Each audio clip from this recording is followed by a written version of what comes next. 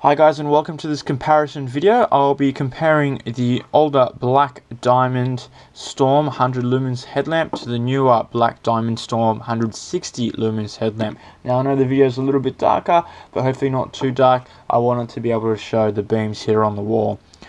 So first and foremost, you can see the designs are almost identical. The headbands are exactly the same. Both have the little flathead screwdriver bit in order to help open up the case. You can see the outside design is very similar. The button is slightly bigger on the newer Storm, but the torch is slightly lighter than the older version here. You've pretty much got the exact same LED setup. The big cosmetic change here is the battery indicator and lock light, instead of being on the same side as the old Storm, is now on the other side. What's replaced it is this touch button here, which we'll go over really briefly in the comparison when we go into the light. You've also got a little bit of extra opening room here on the newer Storm, so you can see so much there, and from here so much on this one. So let me see if I can get a good angle for you guys. Okay, so you can see the newer one does pivot down that little bit more, but not significantly much. Okay, so both of the Storms have that one main operating button. You do have the touch button on the newer Storm, not on the older Storm. However, one of the great things about the newer Storm is they've improved the functionality of that button. Whereas this one button was a little bit annoying to use at times when you're trying to get the right light, they've made it a lot easier with the newer Storm. So let me demonstrate that. Make sure none of these are locked, okay, and get in the correct setting. Okay, so if you wanted to go onto the main beam, so the beam which throws the furthest, in order to do that in the older Storm, you would have to basically cycle through the lights, okay, getting the beam that you want to do. So right now when I press it, I'll get the main beam. From here, and I've got it at 100% power. From here, if now I turn it off and I want to go back to that main beam, what's going to happen is it's actually going to throw or turn on the wide beam. So like so. So I actually have to turn that off, and now go press it again and go to the main beam.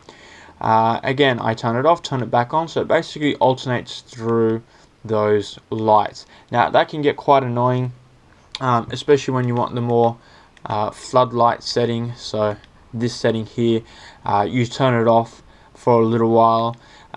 Maybe again you're at camp at night, you're using that floodlight setting, then you turn it off to look at the stars, look at the fire. Suddenly you need to do something close at hand, you press it again and you've got that really high beam straight in front of you, which again can get quite annoying. You have to turn it off, turn it back on. It's just those extra few presses of the button, which doesn't sound like much, but you know, every single camping trip, that adds up to, you know, being quite annoying. The new Storm, however, one press gives you the powerful beam, again at 70%. From here, if you want to go to the other beam, so the wide beam, it's two presses, so 1, 2. Okay, now you've got the wide beam. So I turn it off, I want to go back to that wide beam, 1, 2. Okay, turn it off, I want to go back to that wide beam, 1, 2. Okay, so it's nice and simple. Or if I just want to go onto that main beam, it's just that single button press. Like I mentioned in the review of the newer Storm, it shines at 70%, so if I do want it at 100%, I do have to press and hold, which is a great little function, because personally I never really use that 100% setting, especially now that this torch is 160 lumens. I'd definitely be cycling down to a less bright option with it. So that fact that it starts at 70% is actually a good idea. Other things with this torch, both of them strobe, both of them cycle through. The newer torch I think cycles through a little bit quicker, so we'll just turn them onto their main beam. From here I'll press and hold, and you'll be able to see the newer torch right now, which is at 100%, and sorry, the older torch, which is right now at 100%, and the newer torch right now, which is at 70%, and I'll let them cycle up and down. You'll get an idea of the speed at which they do it. So press and hold on both.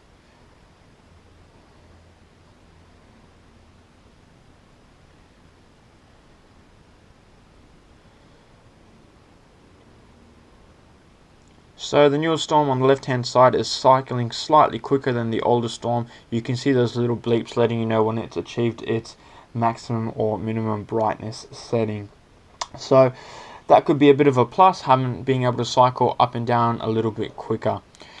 From here, both again to the wide setting, so from here 1, 2, and from here the older torch. Again, the one on the left is at 70%, so I'll just press and hold, and that'll give me 100%. The older Storm is already at 100%, so you can see a slight brightness difference there as well. The really big difference is in the red light. So from here you can see that the glass down the bottom, or the plastic, is a little bit cloudy as compared to the newer Storm. It's really clear. It gives a much better red light on the newer Storm. The newer Storm gives a much better red light. So 1, 2, 3. Oops, sorry. Hold for 3 seconds rather than press 3 times. And again 1, 2, 3. Again, this is at 70% right now. So I'll press and hold. It goes to 100. So you can see the beam is much brighter. Don't forget you can cycle through this beam, so make it a little bit less bright. Adjust it however you like. Whereas on the older Storm you cannot adjust the red light. So if I press and hold, all it simply does is turn off. Whereas if I press and hold on the newer Storm, you can see it'll just start cycling. So that's another nifty feature. Let's go back to the white light. Okay, and I'll show you one other thing. So from here, one of the other great features of the new Storm, again I mentioned my full review, is that little touch button. So if for example I'm using a low setting and I need to briefly use a brighter setting, rather than having to cycle all the way through, I just press this button, it goes to 100%. I'll press it again, it goes back to my previous setting. So again, if you want to see a full review of the newer Storm, check out that video, but I just thought I'd mention that in the comparison. This is something in the new Storm which the old Storm obviously doesn't have.